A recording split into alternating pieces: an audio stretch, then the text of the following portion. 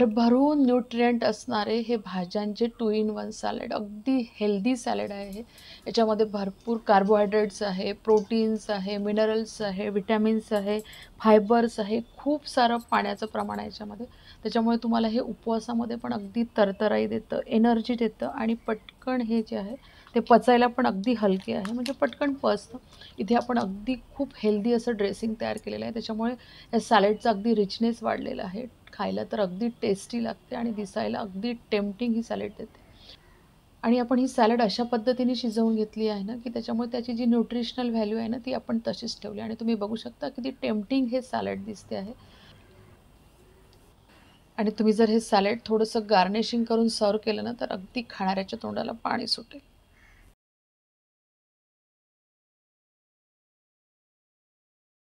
नमस्कार, Sushma healthy wealthy recipes and सॅलडमध्ये सर्वांचे खूप खूप स्वागत. आणि परत आपण नवरात्र स्पेशल उपवासाच्या 2 वेगळ्या चवीच्या सॅलड घेऊन आलेलो आहे. व्हेजिटेबल सॅलड आहे, अगदी सुपर होतात हे सॅलड. आणि उपवासात नाही तर तुम्ही उपवास नसेल तरीही बनवू शकतात. म्हणजे तुम्हाला वेट लॉस करायचं आहे पण खाऊन वेट लॉस करायचं आहे, किंवा जे हेल्थ कॉन्शियस लोक आहेत त्यांच्यासाठी अगदी प्रॉपर सोल्युशन आहे हे.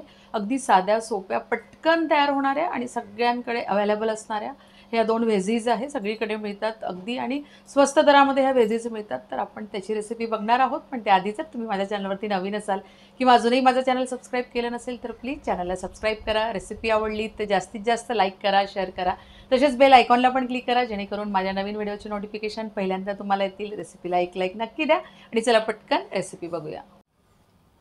इथे मी एक कच्चं केळ घेतलेलं आहे, नंतर एक रताळ आहे या आकाराचं, नंतर हा दुधी भोपळा आहे, तर त्याची मी साल काढून घेतली पाठीमागची आणि एवढा पीस मी घेऊन घेतलेला या आकाराचा.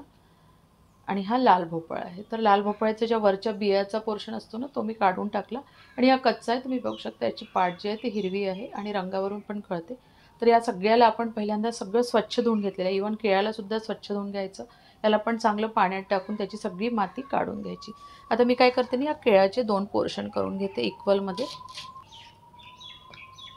नंतर हे आपलं रताळ आहे, तर याचे पण मी 2 पार्ट करून घेतले. नंतर या लौकीचे पण मी 2 पार्ट करून घेते. आणि हा जो लाल भोपळा आहे त्याला पण मी मधोमध असं कापून घेते. आता हे सर्व मी या कुकरच्या भांड्यामध्ये टाकून घेते. मोठं भांडं पण घेऊ शकता तुम्ही, ठीक आहे, चालेल. छोटे असले तरी एकावर एक जरी ठेवलं तरी काही प्रॉब्लेम नाही, पण हे सगळे या भांड्यामध्ये ठेवून दिलेले. आता या कुकरमध्ये पाणी टाकून त्या प्लेटच्या वरपर्यंत पाणी येऊ दिलेलं. आणि आपला जो हा भाज्यांचा डब्बा आहे तो याच्यामध्ये ठेवून देऊ. आपण या डब्यामध्ये पाणी घातलेलं नाही आहे,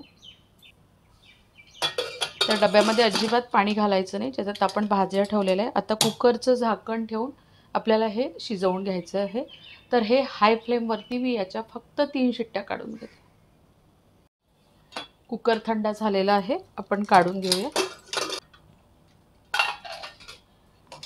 थोडा गरम आहे, पकडणी काढून घेते. त्याच्यामध्ये जर थोडंसं पाणी काही आलं असेल, वाफेचं पाणी जमा होतं ना, ते सगळं काढून घेऊ आपण. गरम आहे बरंच, थोडंसं सावकाश करायचं किंवा नंतरही काढू शकता तुम्ही.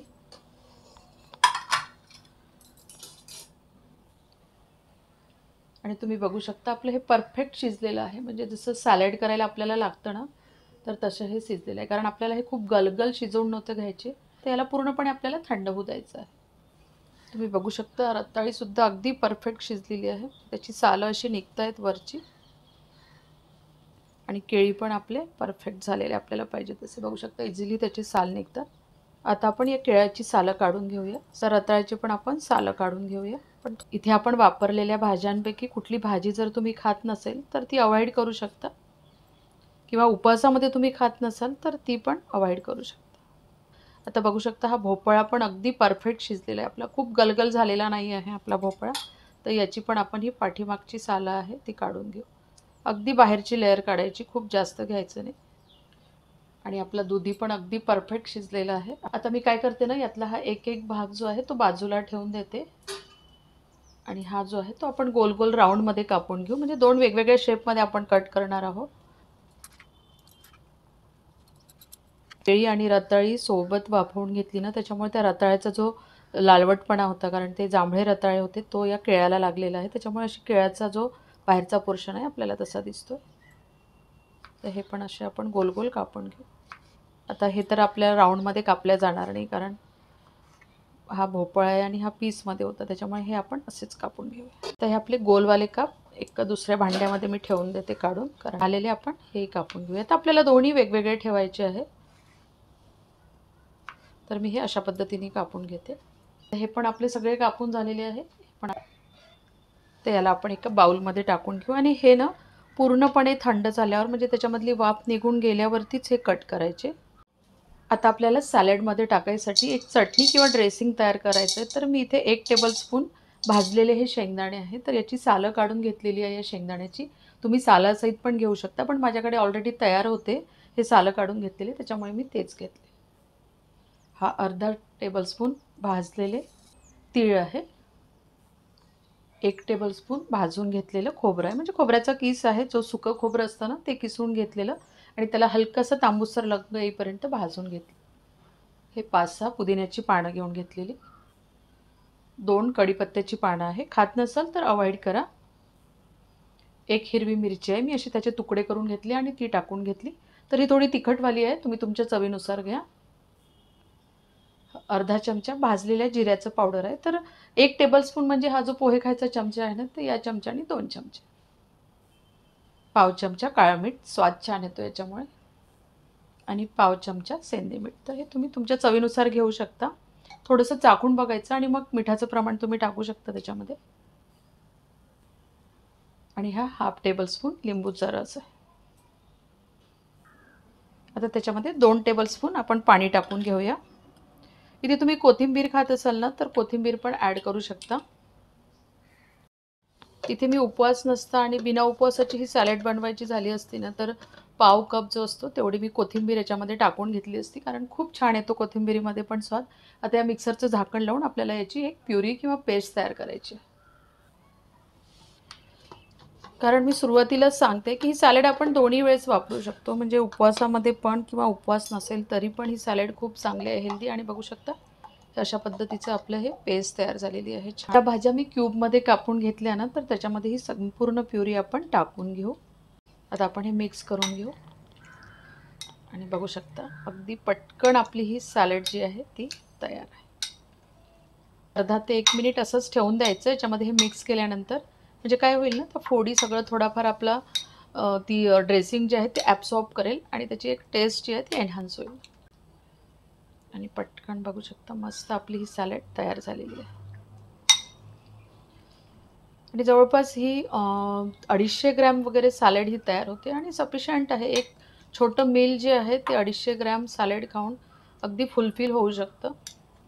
आणि हे ना तुम्ही वेगवेगळी पण करू शकता, म्हणजे तुम्हाला हे सगळं मिक्स करायचं नाही आहे, तर कुठल्यातरी एकाच व्हेजीसपासून बनवायचं आहे, तर ते तुम्ही तेही करू शकता. आणि बघू शकता मस्त कोट झालेलं आहे आपलं, सगळ्याच व्हेजीसला खूप सुंदर कोट झालेला आहे. आपण टेस्ट करूया. मस्त, परफेक्ट. आता आपण दुसरा प्रकार पाहूया. तर 1 टीस्पून जे आहे ते तूप आहे, तुपाला आपण मेल्ट होऊन गरम होऊ देऊ. आता तूप गरम झालेलं आहे, तर त्याच्यामध्ये हे जिरं घालून घेऊ. तर जिरं ना थोडं जास्त घालायचं, मी 1 टीस्पून जिरं घातलेलं आहे चांगलं भरून. जिऱ्याला चांगलं शिजू द्यायचं आहे, मस्त फुलू द्यायचं या जिऱ्याला, तेव्हा असं तो खमंगपणा येतो त्या फोडणीला. आता बघू शकता जिरं मस्त फुललेलं आहे, तडतडत आहे छान.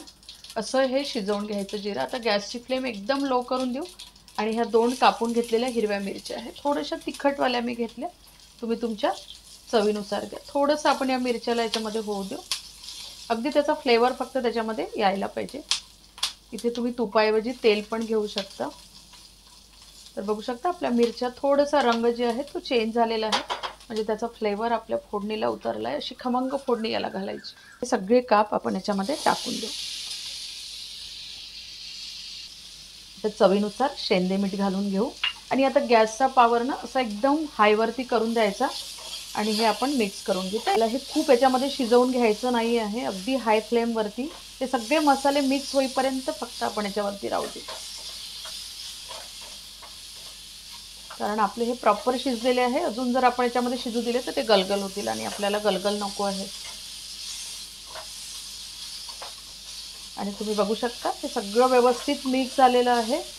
आपलं मीठ पण तोपर्यंत त्याच्यामध्ये विरघळलेलं असेल. आता आपण पटकन हा गॅस बंद करून देऊ. आणि आपली ही सॅलड इथे तयार आहे. ठसमध्ये तुम्ही ना अर्धा चमचा लिंबूचा रस टाकू शकता तुम्हाला जर आवडत असेल तर. नाही टाकलं तरी पण हे छानच लागते. चला आता पटापट हे खायला घेऊ आपण. हे सॅलड तयार झालं ना की इमिजिएट खायला घ्यायचं, ठेवून नाही द्यायचं. आणि मी तुम्हाला दाखवते किती परफेक्ट आपलं हे शिजल्या गेलेलं आहे प्रॉपर. ते बघा. तर ही बघा ही भोपळ्याची फोड आहे आणि बघू शकता किती स्टिफनेस आहे या भोपळ्याच्या फोडीला. त्यानंतर हे बघा हा दुधी भोपळा आहे. दुधी भोपळ्याची फोड बघा ती पण किती स्टिफ आहे आपली, अगदी परफेक्ट वाफवल्या गेलेली आहे. आणि याच्यामुळे याचा स्वाद खूप छान येतो अशा पद्धतीने आपण शिजून घेतल्यामुळे. नंतर हा बघा रताळू आहे, किती छान आपलं शिजल्या गेलेलं आहे, अगदी स्टिफनेस आहे त्याला. आणि हे कच्चं केळ आहे बघा, मस्त सगळेच आपले अगदी प्रॉपर बॉईल झालेले आहे. आणि दुसरं दाखवायची गरज नाही कारण आपण सगळेच हे सोबत वाफवून घेतले त्याच्यामुळे तेही याच पद्धतीने झाले. तर तुम्ही हे एक एक वेगळे पण खाऊ शकता किंवा सगळे सोबत घेऊन सगळ्याचं मिक्स पण तुम्ही आस्वाद घेऊ शकता अशा पद्धतीने. येस, टेस्ट करूया.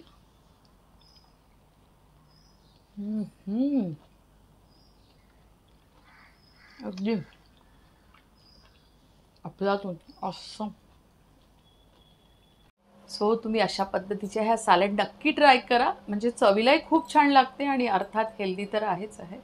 आणि रेसिपी आवडली तर जास्तीत जास्त लाईक करा, शेअर करा आणि माझ्या चॅनलला सबस्क्राईब करा. परत भेटूया अशाच एका छानशा रेसिपीसोबत. तोपर्यंत धन्यवाद.